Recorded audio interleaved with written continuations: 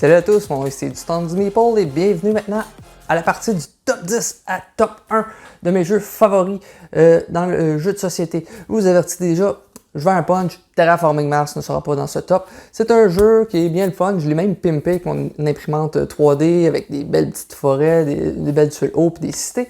Mais c'est un jeu que je trouve, il y a des cartes qui dans le fond avec les températures que vous pouvez connaître, que si ça prend un maximum de température de 4 degrés, je mets comme exemple. Si vous la prenez à un certain moment, vous pouvez avoir des cartes, puis vous allez être pris avec cette carte-là qui ne servira à rien, donc vos options sont diminuées. Donc je trouve qu'il y a trop de cartes qui servent absolument à rien à un certain moment dans la partie si vous les pigez. Donc je suis arrivé trop souvent que l'engine building ne démarrait pas assez vite. Quand ça se met à marcher, c'est super le fun. Mais c'est arrivé un petit peu trop souvent que l'engin... J'avais pas les bonnes cartes au bon moment, puis des cartes, il y en a une quantité astronomique. Par contre, vous me direz que le draft, il modifie ça, mais je suis surtout un joueur à 2, donc qui ont juste avec 4 cartes. Je m'invente une troisième main, même qu'on fait le draft. Donc, il me laisse un petit peu sur mon appétit, mais ça reste un jeu, je vous dirais, dans mon top 30. Sinon, on va passer immédiatement à la position numéro 10. En 10e position, on retrouve un jeu que Pierre-Louis Renaud de A2Game a présenté sur la chaîne que j'ai adoré. C'est un jeu où est-ce qu'on reprend l'univers de Lovecraft. Et évidemment, je parle ici d'Horreur Arkham, le jeu de cartes. C'est un excellent jeu, ça va tout tenir. On va le mettre comme ça. Ça va pas tenir, va le tenir comme ça. Dans le fond, c'est un jeu où est-ce qu'il y aura du hand management avec du contrôle de points d'action, un sac de jetons qui va représenter dans le fond comme un dé 20 ou un dé de plusieurs faces, que si vous rajoutez des jetons, c'est un équivalent, que c'est comme un dé custom un peu, donc c'est fort original. Il y aura même la construction de paquets de cartes d'avant-partie. C'est dans le fond un jeu narratif. Narratif un petit peu moins que Forgotten Waters, quand même, mais qui est excellent. Par contre, vous allez dépenser de l'argent, c'est fou avec ça. J'ai quand même pas trop dépensé à date. Je suis rendu que j'ai 3 scénarios, plus c'est backorder, donc j'ai de la misère à en acquérir. Mais c'est excellent. Je joue principalement à un joueur, je vous dirais, parce que c'est un petit peu... c'est plus complexe à réussir, mais les objectifs sont un petit peu moins compliqués à réaliser. C'est un petit peu plus court, donc un petit peu plus de possibilités. Les personnages que vous avez en début de partie sont complètement asymétriques parce que la construction de deck va être différente d'un personnage à l'autre. Donc c'est fort intéressant. Ils auront un pouvoir aussi qui est différent à chacun. C'est fort intéressant de se faire un deck en fonction du personnage parce qu'il y en a un personnage, je sais, il faut qu'il reçoive de l'horreur pour faire plus de dégâts ou réussir mieux ses jets. C'est un jeu où est-ce que le hasard est très présent. Est-ce que c'est, dans le fond, vous faites face à un défi, vous pigez un jeton et il y aura, si vous avez, dans le fond, vous avez des aptitudes de votre personnage, admettons que j'ai 4 dans les enquêtes, ça se peut que je pige si on a besoin de 3, puis là je pige un -2, c'est assez négatif. Par contre, les cartes pourront mitiger le hasard, poser les bonnes cartes au bon moment, faire une bonne stratégie, une bonne construction de deck. La narration est excellente aussi, donc j'adore Horror Arkham qui est en 10e position. En 9e position, on retrouve un jeu qui m'a été présenté par JP de l'école du jeu. C'est un jeu où est-ce que vous incarnez des explorateurs des Antilles, où est-ce que vous allez tenter d'aider 3 grandes nations, l'Espagne, la France et l'Angleterre. C'est un jeu relativement lourd qui date de 2019. Maracaibo. Un excellent jeu Legacy, mais rejouable, parce que en plus, ce jeu-là, dans le fond, c'est un jeu où est-ce que vous allez devoir faire des points de victoire, évidemment. C'est de Alexander Pfister, c'est un jeu, je vous le dis, c'est quand même long. À 2 joueurs, moi je m'en tire pas en bas de 2 heures. C'est un jeu qui reprend un peu les mécaniques de base c'est d'Alexander Pfister, comme je disais. Donc, un peu comme Great Western Trail. C'est que vous avez un plateau de jeu, vous avez une piste tout simplement circulaire en fait, et dans ce jeu-là, vous pouvez faire des déplacements de 7, jusqu'à 7, de 1 à 7. Plus que vous en faites, plus que si vous faites une action au village, plus vous allez avoir d'actions, 1, 2 ou 3. Il y a aussi des villes qui vont avoir des actions différentes. Le gros fun du jeu, c'est que vous avez des cartes en main. Ces cartes-là vont servir, si vous les achetez, vous allez avoir des pouvoirs permanents ou même des espions qui vont vous donner des nouvelles cases actions selon un lieu, comme si vous êtes, admettons, dans le village numéro 9, vous, il y a une action spéciale, les autres, il n'y a aucune action spéciale pour eux. Il y a aussi des ressources qui sont dessus qui vont pouvoir vous... si vous les défaussez, vous avez un plateau personnel et vous allez avoir des jetons dessus. Et si vous donnez des cargaisons, vous allez enlever des jetons. Si vous enlevez des jetons, vous allez avoir des pouvoirs ajoutés ou des bonus avec cela. Donc, c'est un jeu assez complexe. Et aussi, dans le fond, si vous faites des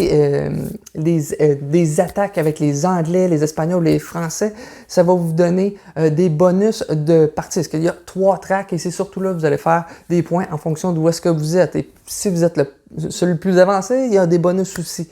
Donc, un excellent jeu. En plus, le Legacy est vraiment rejouable. Ou même un Legacy que je peux jouer en solo à ce jeu-là. Il est excellent d'ailleurs. Et continuer mon Legacy avec ma conjointe ou commencer avec ma conjointe, continuer le solo. Parce que le Legacy, c'est juste des tuiles qui vont être rajoutées par-dessus le board. Et avec une petite histoire. Ben, je vous dis, c'est mince comme histoire. Là. C'est juste que ça vous donne des bonus différents à chaque endroit, à chaque ronde, mais qui sont intéressants. L'histoire, je vous dirais que c'est assez mince, c'est pas Forgotten Waters ou Horror Arkham quand même, là, mais c'est un excellent jeu où est-ce que du stock, vous finissez votre carte avec plein de cartes devant vous. À chaque fin de ronde, si vous avez augmenté votre argent, on commence, on va juste faire 8 d'argent de plus. Mais rendu au dernier tour, vous allez faire 20-25 de cash et plein de points de victoire. Donc, c'est un excellent jeu d'Alexander Pfister. Donc, en 9e position, Maracaibo. En 8e position, on retrouve un jeu de Uwe Rosenberg où est-ce que les gestions de ressources vont être d'une importance capitale. C'est un jeu qui m'a été présenté par Sylvain de l'École du jeu. Non, ce n'est pas Agricola, c'est Le Havre. Agricola, vous êtes en train de... C'est trop cannibaliste pour moi. Le Havre, une gestion de ressources pure et dure avec un placement d'ouvriers. Et dans le fond, vous avez une série d'actions qui va être sur une série, vous avancez votre bateau, vous rajoutez des ressources dans le pool en fonction. C'est comme s'il y a du poisson et de l'argile, vous rajoutez un poisson et un argile sur ce milieu-là. Vos actions à votre tour, vous prenez toutes les ressources d'un endroit ou vous placez votre ouvrier sur une carte et faites son action. Le but du jeu va être de faire le part, dans le fond, qui vaut le plus d'argent. Parce que les cartes que vous allez construire vont vous donner des points, dans le fond, là, cachés. Et avec ces bâtiments-là, c'est des nouvelles actions. C'est fort original parce que les bâtiments que vous pouvez acheter, il y a 3 colonnes et ils sont placés en fonction de certains chiffres. Donc, ils ne seront pas à chaque partie dans le même ordre, qui est très intéressant. Par contre, à la fin d'une ronde, il faudra nourrir un certain nombre d'ouvriers. Il y a une carte, dans le fond, qui révèle à ce tour-ci, il faut donner 5 nourritures, il y a du pain, l'argent peut servir de nourrir, et il y a les poissons qui donnent des ressources. L'affaire qui est très, très, très, très fun, c'est que les cartes que vous allez jouer, ils ont l'air toutes bonnes. Dans le fond, souvent, ils vont vous donner, vous échanger dans le fond, un poisson plus 6 bois pour faire de l'énergie, boum, vous faites 6 poissons. 6 poissons qui vont vous permettre de nourrir à la fin du tour. Donc, vous êtes toujours en train de déchirer entre faire des ressources pour construire des nouveaux bâtiments ou faire de l'argent ou se préparer à la fin de ronde pour nourrir nos ouvriers. Il y a aussi des bateaux qu'il faut acheter qui vont vous permettre de sauver des nourritures à acheter. C'est carrément nécessaire, là, pas tout à fait nécessaire absolument dans la partie, mais c'est primordial. En plus, ils vont vous donner des points fort intéressants plus que les bateaux avancent. C'est un jeu d'environ 1h30. Il y a un solo. Le solo, Beat Your Own Skull, c'est vraiment mauvais. C'est un jeu excellent à 2. Très bon à 3, à 4, vous n'allez pas faire de moins en moins d'actions, donc c'est un petit peu moins intéressant. Donc, en 8e position, Le Havre. En 7e position, un jeu qui m'a été présenté par JP de l'École du jeu. C'est un jeu où est-ce que vous allez tenter de faire la plus grosse pyramide Maya. Je parle du jeu Teotihuacan City of God. C'est un jeu quand même d'une bonne complexité qui a un solo pour les intéressés. C'est un jeu d'environ 1h30, ça dit combien? 1h30, 2h. C'est pas mal direct dans le mille. C'est un jeu où est-ce que un design fort intéressant. Vous avez des dés que vous n'allez jamais brasser. Ce sont vos ouvriers, c'est une rondelle d'actions dans le fond, des actions qui vont être soit vous pouvez prendre le plateau de base, ils sont déjà déterminés, mais vous pouvez sinon mélanger les actions, donc ils ne seront jamais dans le même ordre, parce que vous allez prendre un ouvrier, vous allez le déplacer de 1 à 3 cases et réaliser son action. Plus qu'il y a de vos ouvriers, plus l'action sera bonifiée. Par contre, plus qu'il y a d'adversaires sur cet emplacement-là, plus que l'action va vous coûter cher. Par contre, vous pouvez aussi, il va vous coûter cher en fait en cacao. Par contre, plus que d'ouvriers, d'adversaires sur cet emplacement-là, si vous décidez de faire du cacao, plus vous allez faire de cacao. Donc, un beau dilemme à travers ça. Vous allez essayer de regrouper vos ouvriers pour avoir des actions bonus, mais en faisant ça, vous allez être pris un peu parce que si vous êtes allé sur le plateau, vous avez plus d'options. Il y aura moyen aussi d'avoir un ouvrier de plus en partie à la fin, durant la partie. Par contre, à la fin d'une ronde, c'est dans le fond, lorsqu'on fait chacun un tour, il y a le soleil qui s'approche. Et lors d'une éclipse lunaire, lorsque les deux jetons se croisent, il faut nourrir nos ouvriers. Par contre, les ouvriers vieux, ça coûte cher en bouffe. Donc, plus qu'un ouvrier est vieux, c'est que le chiffre est plus élevé. Parce qu'en fonction de certaines actions, ils vont faire vieillir vos ouvriers. Par contre, faire vieillir vos ouvriers va finir par les faire mourir. Les faire mourir, c'est bien. Parce que dans le fond, ça va déclencher une action qui va vous donner plus de points. En fonction de certaines, il y a 3 tracks aussi. Il y a des tracks partout dans ce jeu-là qui vont donner des bonus, des bonus, des bonus. Une belle salade de points. Un jeu euro comme je les aime. Donc, Teotihuacan, City of God, ma 7e position. En 6e position, on retrouve mon ancien numéro 1. C'est mon coup de cœur, dans le fond, de qu'est-ce qui m'a lancé dans le vrai gaming. Mon premier jeu de société qui m'a lancé un peu, c'est Camelot. Un petit jeu familial bien sympathique, mais j'ai passé outre.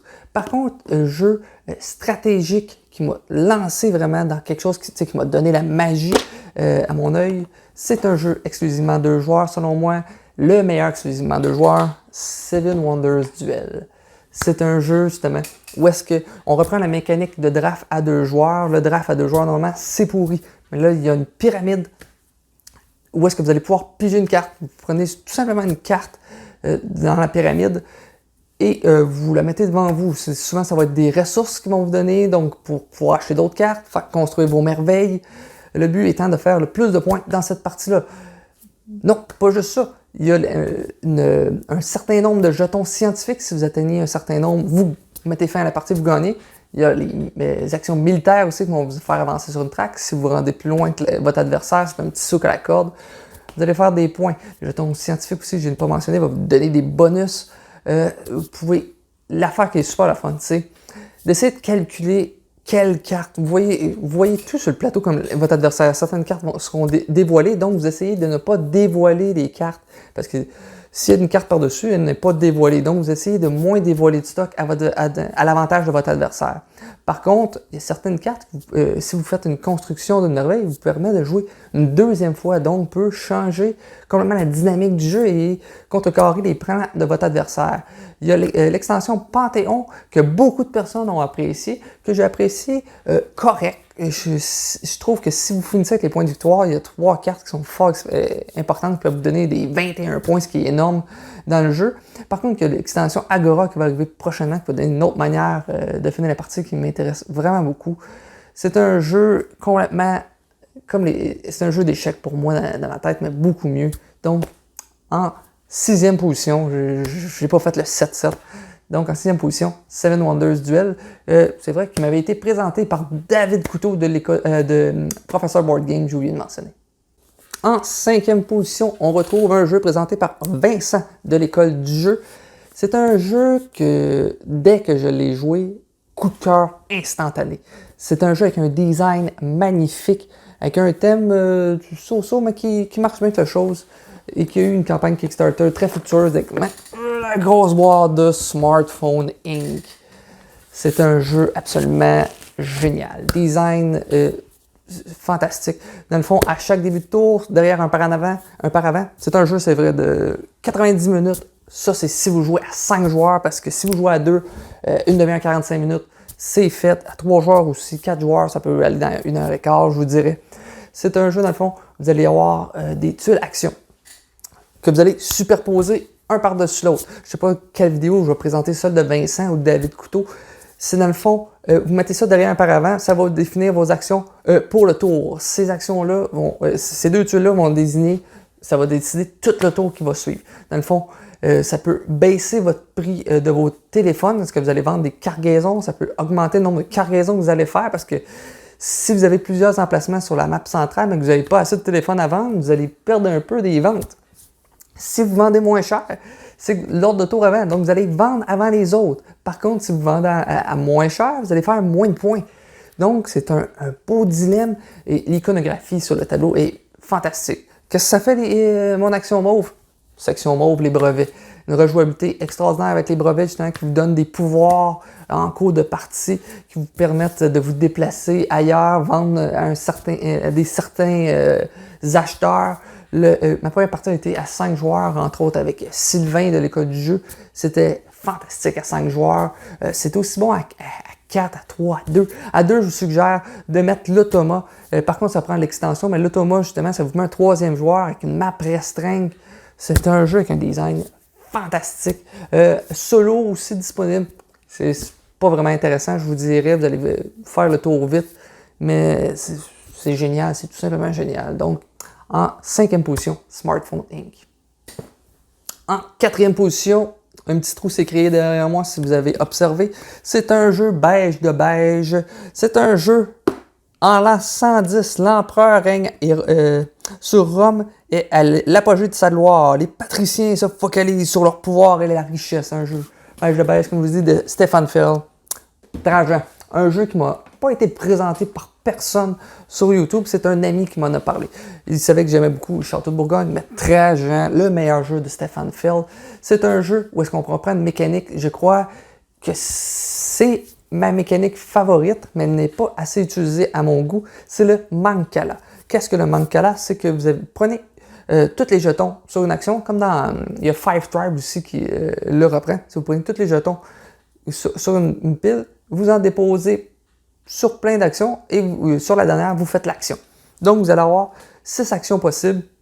Prenez tous les jetons, vous les disposez et vous faites l'action à la fin. Il y a plein d'actions, c'est une belle salade de points. Vous pouvez conquérir militaire, prendre des jetons qui vous donnent des bonus, prendre certains jetons pour rassasier les demandes du peuple, qui est très important parce que à chaque ronde, vous allez avoir des demandes du peuple que vous allez devoir respecter, sinon vous allez perdre des points. Il y a aussi, dans le fond, que j'adore du jeu. Premièrement, il s'adapte bien de 2, 3 ou 4 joueurs. C'est un jeu, je vous dirais que si je joue en 1 heure et demie, en tout cas à 2 joueurs, c'est que vous prenez des jetons et plus que vous en prenez, plus ça va faire finir le tour vite. Parce qu'il y a une petite piste de tour et il avance en fonction du nombre de jetons que vous prenez à votre tour. Donc, il y a moyen d'accélérer la fin de la partie si vous voulez. Souvent, vous voulez finir avec certains jetons de certaines couleurs à un endroit parce que ça va vous donner une action bonus à votre tour. Plus que vous faites d'actions dans une partie, en fait, donc plus dans un tour, mieux que c'est, bien évidemment, parce que vous allez faire plus de points. Par contre, en faisant ça, vous allez regrouper souvent, parce que c'est difficile de bien timer ça, vous allez regrouper des jetons au même endroit, donc vous allez vous limiter. Peut-être que vous allez avoir 3 places avec des jetons, mais si vous calculez, lui il avance de 8, l'autre avance de 6, la chose comme ça, vous finissez par faire 2 actions possibles parce que vous allez mal programmer votre chose. Donc, un casse-tête avec le Mancala qui est tout à fait génial. Un jeu avec un thème qui n'a pas rapport, ils ont pris un thème, c'est ça, mais le Mancala, c'est magistral dans ce jeu-là. Donc, en 4e position, Trajan. En 3e position, ma plus grosse boîte. Un jeu qui m'a été présenté par David Couteau en 2018 lors de sa sortie. C'était dans un pub, le Joker. C'est un jeu où est-ce que vous allez incarner des petits animaux de la forêt. C'est un jeu des favoris de David Couteau aussi. J'ai vraiment tout de ce jeu-là que j'ai tout mis dans la grosse boîte francophone. C'est Root. C'est fantastique. Ce jeu-là, en plus avec les extensions de la mécanique, la marque, peu importe. L'extension où est-ce que vous avez des automates dans le fond, vous permet de jouer à 2 joueurs et que ça soit jouable. C'est un jeu, je vous dirais, d'1 heure et demie. C'est meilleur à 4 joueurs, je vous dirais, mais ça se joue bien aussi à 3 joueurs. Donc 2 joueurs plus un automa, c'est excellent. Vous allez incarner dans le fond un petit peuple de la forêt, peut-être le petit vagabond, les oiseaux, les chats, là, avec des extensions, il y en a tout plein. C'est vraiment excellent parce que la beauté du jeu, c'est que chaque faction a une manière de jouer complètement différente. Le chat, dans le fond, va avoir construit des bâtiments, gestion de ressources. Les oiseaux, ça va être, dans le fond, une programmation d'action. Si sa programmation est foirée par les autres, il va passer en déclin et perdre des points. C'est la seule faction qui peut perdre des points. Le vagabond, c'est un joueur seulement, un pion. Les autres ont tous des paquets de pions. Les souris, ils sont quasiment pas présents. C'est difficile d'apparaître. Les taupes essayent de ne pas se faire trop attaquer, mais de bien protéger leur terrier. Les corbeaux apparaissent un peu partout. C'est un petit jeu de bluff, eux autres. C'est vraiment des mécaniques vraiment complètement différentes. C'est ce qui fait la beauté de Root. C'est très difficile à apprendre parce que ce jeu-là ne pardonne pas à ceux qui ne connaissent pas les autres factions. Parce que si vous jouez, comme exemple, les oiseaux, puis vous les laissez faire tout ce qu'ils veulent, ils vont vous manger complètement. Par contre, si vous connaissez bien votre faction et les factions des autres, c'est là que ça devient intéressant. C'est vraiment génial. Chaque faction justement, fait des points de manière différente et c'est une course à 30 points. Donc, en troisième position, Root. En deuxième position, c'est un jeu qui m'a été présenté par Sylvain de l'école du jeu et un peu Vincent, parce que c'est chez Vincent que j'ai découvert le jeu, mais je n'avais entendu parler par Sylvain. C'est un jeu que vous allez faire de la conquête intergalactique. Je parle bien sûr du fameux... Non, pas Road. Race for the Galaxy. Je suis pas très dé, donc les cartes, c'est parfait pour moi. Ce jeu-là est complètement génial. Il reprend les mécaniques de base, je vous dirais, de Puerto Rico, que j'aime beaucoup, mais comme je vous ai dit, je ne l'ai pas assez joué. Vous avez 5 actions possibles à votre tour. Vous choisissez une carte, ça c'est si vous jouez à 3 ou 4 joueurs, vous choisissez une carte face cachée, chaque joueur fait ça, et vous révélez la carte. La carte que vous avez faite, vous allez faire son action, mais bonifiée. Mais en plus, vous allez faire toutes les actions qui ont été choisies autour de la table. À 2 joueurs, c'est encore mieux, vous choisissez 2 cartes. Donc, chacun joue 2 cartes, donc vous allez faire 4 actions. 3 joueurs, c'est un petit peu moins de fun, parce qu'il y a juste 3 actions, donc vous allez faire moins d'actions par tour. Donc, l'aspect le fun du jeu, c'est surtout d'essayer de deviner ce que les autres ont choisi comme action. C'est un jeu dans le fond, de combo de cartes, parce que si vous avez des cartes qui vous permettent de piger plus de cartes lorsque vous colonisez, donc vous allez essayer de coloniser, parce que qu'est-ce qui est le fun du jeu? C'est que les cartes que vous avez, vous voulez toutes les jouer. Sont super bonnes, mais pour pouvoir les jouer, il faut dépenser des cartes. Donc, je veux jouer ça, mais cela me coûte 2 cartes, donc je vais devoir me défausser des 2 autres. Vous allez devoir mettre des cartes en dessous de d'autres cartes qui vont être des ressources et vendre ces cartes-là pour gagner des cartes. Mais l'action, justement, de gagner des cartes est aussi une manière de gagner des points. Mais dans ce jeu-là, c'est bizarre, mais le but, c'est d'avoir le plus de cartes pour avoir plus de possibilités de placer, de coloniser ou de développer. C'est un jeu fantastique. C'est une course au point, justement, quand il n'y a plus de points ou quand quelqu'un a 12 cartes devant lui. Donc, c'est un jeu fantastique. Merci Sylvain de m'avoir présenté ce jeu-là. C'est devenu un coup de cœur instantané. J'ai adoré ça. Donc en deuxième position, Race for the Galaxy. Et en première position, ceux qui me connaissent un peu sur Instagram et Facebook vont savoir de quel jeu que ça va s'agir. C'est un jeu, dans le fond, qui m'a été présenté par JP de l'école du jeu. C'est un jeu où est-ce que vous allez, dans le fond, essayer de faire des villes sous-marines et parce que la Terre se meurt. C'est bien sûr le jeu de Vladimir Suchy, Underwater City. Que dire de plus? Ce jeu est magnifique. C'est un jeu de placement d'ouvriers. Il y en a beaucoup qui comparent à Terraforming Mars. Mais non, c'est bien mieux que Terraforming Mars. Vous avez du placement d'ouvriers. Il y a 3 types d'actions. Il y a vert, rouge, orange. Les oranges sont plus fortes que les rouges. Les rouges sont plus fortes que les verts. Par contre, lorsque vous faites une action de placement d'ouvriers, vous allez jouer une carte. Si votre carte fonctionne sur la bonne couleur, vous allez pouvoir faire l'action de la carte. Vous pouvez faire l'action de la carte avant l'action du placement d'ouvrier ou l'inverse. Donc, si vous placez la carte, ça vous donne des ressources et que ça vous permet de faire l'action, vous pouvez le faire. Vous allez faire aussi une belle cité sous-marine sur un plateau personnel qui pourrait être différent, parce qu'il y a des plateaux différents pour chaque joueur, donc une manière un peu différente de jouer. Et en fonction de ça, c'est à la fin de chaque ronde, vous allez faire plus de ressources en fonction des bâtiments que vous avez faits. Par contre, plus vous diversifiez autour d'une ville, moins vous allez faire de ressources, mais plus vous allez faire de points à la fin de la partie. Les combos entre chaque carte, parce que vous allez pouvoir faire des cartes qui vont vous générer des revenus, ils vont pouvoir avoir des actions immédiates. Ça peut être tout simplement des actions pour faire plus de ressources. Ça peut être pour bonifier certaines actions, ou si ça peut être une action qui vous donne des ressources parce que vous n'avez pas joué la bonne carte. Donc, plein de possibilités. En plus, ça se joue en 3 âges, et plus les âges avancent, plus les cartes sont fort intéressantes. Donc, c'est excellent ce jeu. C'est un coup de cœur dès le début. J'adore tout de ce jeu-là. Je vous dirais qu'il y a une extension qui vous donne des beaux plateaux de jeu. Vous pouvez voir la vidéo de Vincent aussi qui a parlé, qui n'avait pas aimé cette extension-là. C'est que j'aime l'extension plateau personnel à triple couche, comme ça, tout ne bouge pas au moins. Il y a aussi des personnages qui vous donnent une action différente selon, vous pouvez avoir des bonus en fonction si vous faites une telle action, ça va vous donner un bonus. Ça, c'est fort intéressant. Mais sinon, il y a un autre plateau qui est rajouté. Ça, c'est plus ou moins intéressant. C'est une affaire si vous découvrez des cités sous-marines.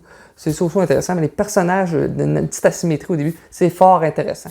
Donc, première position, Underwater City. Donc, c'est tout pour mon top 20 de tous les temps. Un bel affichage de mon top 10. Dites-moi en commentaire les jeux de mon top 20 que vous aimez beaucoup et quels qu'il faut absolument que je joue plus souvent ou que vous adorez de votre côté. Sinon, on se retrouve pour des prochaines vidéos prochainement sur ma chaîne YouTube. Ciao!